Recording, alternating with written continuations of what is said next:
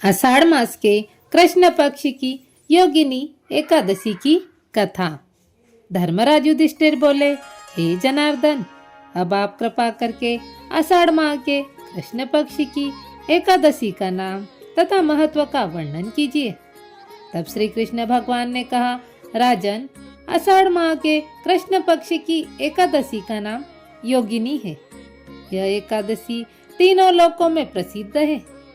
मैं आपसे पुराणों में कही हुई एक कथा कहता हूँ, ध्यान पूर्वक सुनो। अलकापुरी नाम की एक नगरी में कुबेर नाम का एक राजा राज्य करता था। वह शिव भक्त था। उसकी पूजा के लिए जो माली फूल लाया करता था, उसका नाम हेम माली तथा उसकी एक विशालाक्षा नाम की अत्यंत सुंदर स्त्री थी। एक दिन हेम माली मानसरोवर से फूल ले आया, परंतु कामाक्ष होने के कारण फूलों को वह घर में रखकर अपनी स्त्री के साथ भ्रमण करने लगा। दोपहर तक फूल देने न गया। कुबेर को उसकी राह देखते देखते दोपहर हो गई, तो उसने सेवकों से कहा कि हेम माली का पता लगाओ कि अभी तक फूल क्यों नहीं लाया है। सेवकों ने उसका पता लगाकर कहा, राजन, वह माली अपनी स्त्री के साथ घर में बैठा है।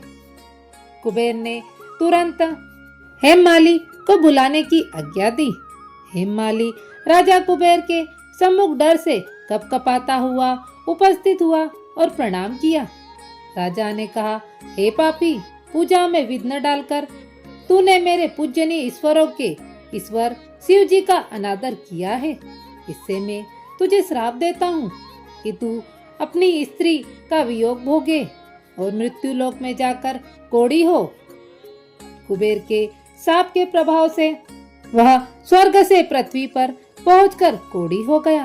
उसकी स्त्री भी उसे छोड़कर चली गई। मृत्यु लोक में आकर वह महान दुख भोगने लगा, किंतु शिव जी की भक्ति के प्रभाव से उसकी बुद्धि मलिन नहीं हुई थी। वह तपोस्थली हिमालय में पहुंचा।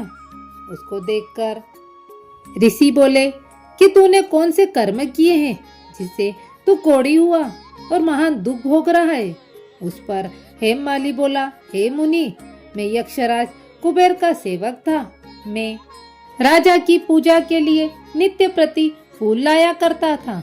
एक दिन अपनी स्त्री के साथ विहार करते करते देर हो गई और दोपहर तक फूल लेकर न पहुंचा, तो उन्होंने मुझे ऐसा श्राप दिया है।